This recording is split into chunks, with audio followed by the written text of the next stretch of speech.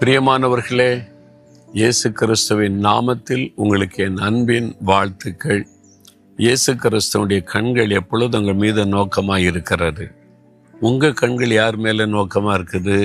இயேசு மேலே நோக்கமாக இருக்குதா? சில சமயங்களில் நம்ம நிறைய ஆவிக்குரிய காரியத்தில் கூட பலரை நம்ம நோக்க ஆரம்பிச்சிடும். இந்த ஊழியக்காரங்க அந்த ஊழியக்காரங்க அப்படி இப்படி இருக்கிறாங்கன்னு சொல்லி. எனக்கும் நிறைய ஊழியக்காரனுடைய வாழ்க்கை வரலாறை வாசிக்கணும், அறிந்து கொள்ளணும் ரொம்ப விருப்பம். அதனால் நிறைய பேருடைய லைஃப்பை நான் வாசித்திருக்கிறேன். சாது சுந்தர் சிங் அவனுடைய வாழ்க்கை வரலாறு, டாக்டர் பில்லி கிரஹாம், அது மாதிரி ஓரல் ராபர்ட், டி.எல். ஆஸ்பான் அப்படின்னு. அப்புறம் இந்தியாவில் வந்து ஊழியம் செய்த அப்போஸ்தலனாகிய தோமா, அது இல்லாதபடி நம்ம இந்தியாவில் ஊழியம் செய்தவங்க பரிசுத்தவான்கள், அவனுடைய வாழ்க்கையெல்லாம் வாசிக்கும் போது நிறைய காரியத்தை கற்றுக்கொள்ள முடியும். இவங்க இப்படி எல்லாம் வாழ்ந்திருக்கிறாங்களே அப்படின்னு சொல்லி ஒவ்வொருத்தர்கிட்ட ஒன்னொன்னு நான் கற்றுக்கொண்டு இருக்கிறேன். ஒரு ஒளிக்காலத்தில் ஒரு காரியம், அவருடைய ஜெப வாழ்க்கை, ஒருத்தருடைய பரிசுத்த வாழ்க்கை, ஒருத்தருடத்தில் அவனுடைய பிரசங்க திறமை, அது மாதிரி ஒவ்வொன்றும் கற்றுக்கொள்ளுகிறேன். அப்போ அதெல்லாம் பார்க்கும்போது எனக்கு சந்தோஷமா இருக்கும். இப்பவும் அது மாதிரி நிறைய வாசிப்பேன். அந்த ஆண்டவர் ஒரு நாள் எனக்கு கற்றுக் கொடுத்தா, எல்லா மனுஷங்கிட்ட ஒன்னொன்னு கற்றுக்கொள்ள முடியும், ஆனால் முழுமையாக நீ கற்றுக்கொள்ளணுமானா என்னை நோக்கி பார், என் மேல உடைய கண் பதிந்திருக்கட்டும்னு ஆண்டவர் கற்றுக்கொள்ளிட்டார். எவ்வளவு உண்மை தெரியுமா? இயேசுவனிடத்துல தான் பரிபூரணத்தை பார்க்க முடியும். தாழ்மை, மனதுருக்கம், மன்னிக்கிற அன்பு, அது மாதிரி மக்கள் மேல உள்ள காண்பிக்கிற மனதுருக்கம், அவருடைய ஜெப வாழ்க்கை, அவருடைய பரிசுத்தம், எல்லாத்துக்கும் அவரு தான் ஒரு சாட்சி. அதன் பிறகு இயேசுவை கவனமாய் பார்க்க ஆரம்பித்தேன். அதுக்காக என்ன செய்தேன்னு தெரியுமா? வேத புஸ்தகத்துல மத்தேயு, மார்க்கு, லூக்கா, யோவான் 4 சுவிசேஷத்துல தான் இயேசுடைய வாழ்க்கை வரலாறு எழுதப்பட்டிருக்கிறது. ரொம்ப கவனமா திரும்ப திரும்ப திரும்ப வாசித்து இயேசுவின் நுணுக்கமா ஆராய்ந்து பார்க்க ஆரம்பித்தேன். இயேசு இதில் எப்படி நடந்திருப்பார், அது மாதிரி நான் மாறணும் அப்படின்னு ஆசைப்பட்டு ஜெபிக்க ஆரம்பித்தேன். பரவாயில்ல, இயேசு என்ன சொல்றார் தெரியுமா? மத்தேயு 11:29 என்னிடத்தில் வந்து கற்றுக்கொள்ளுங்கள், நான் சாந்தமும் மனத்தாழ்மையுமாயிருக்கிறேன். மத்தேயு 11:29 இயேசுவே சொல்றாரு, நான் சாந்தமும் மனத்தாழ்மையுமா இருக்கிறேன், என்கிட்ட கற்றுக்கொள்ளுங்கள் என்பதாய் ஆண்டவர் இயேசு சொல்லுகிறார். அவரிடத்துல தான் நான் கற்றுக்கொண்டேன். முழுமையா ஒரு சாந்த குணமாய் இருப்பது எப்படி.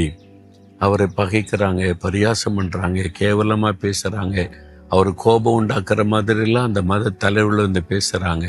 அவர் அமைதியா இருக்கிறார், சாந்தமா பதில் சொல்லுகிறார், ரொம்ப தாழ்மையா அவர் இருக்கிறார். அவர் ஆண்டவர், அவர் நல்லவர். ஆனால் நல்ல போதகரேன்னு சொல்லும் போது என்னை நல்லவன் சொல்ற கடவுள் தான் நல்லவர் என்பதாக ஆண்டவர் வந்து தன்னை தாழ்த்தி சுட்டி காண்பிக்கிறதை பார்க்கிறோம். இந்த மாதிரி இயேசு கிறிஸ்துவுடைய தாழ்மை, சாந்தம், அவருடைய சுபாவங்களை என்னை ரொம்ப கவர்ந்து கொண்டது.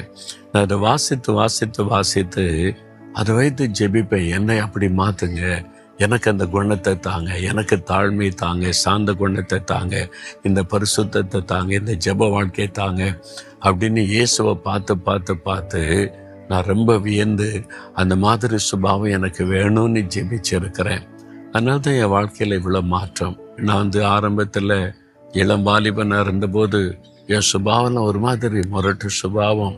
கோபம் வரும், எரிச்சல் வரும், பல்ல கடிக்கிறது, ஒன்றுன்னா பார்த்தா பேசுறது, அந்த மாதிரி ஒரு சாந்தம், அமைதி அதெல்லாம் கிடையாது.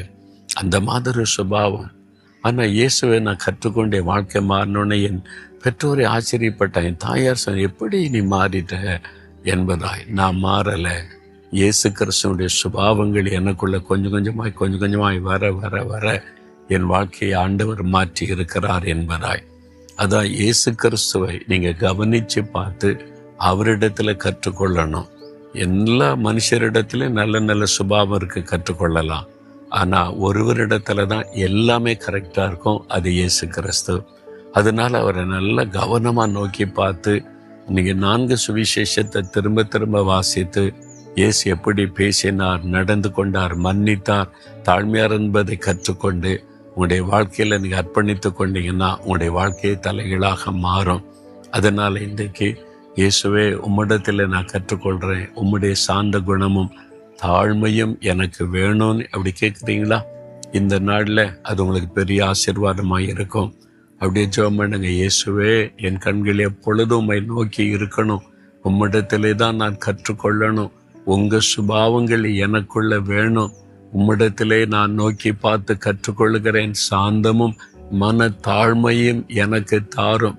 உங்களைப் போல நான் சாந்தமா இருக்கணும், மன தாழ்மையா இருக்கணும். அதுக்கு எனக்கு கிருபை கொடுங்க.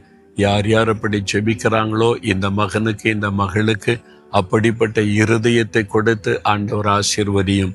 இயேசுவின் நாமத்தில் ஜெபிக்கிறேன். ஆமேன்.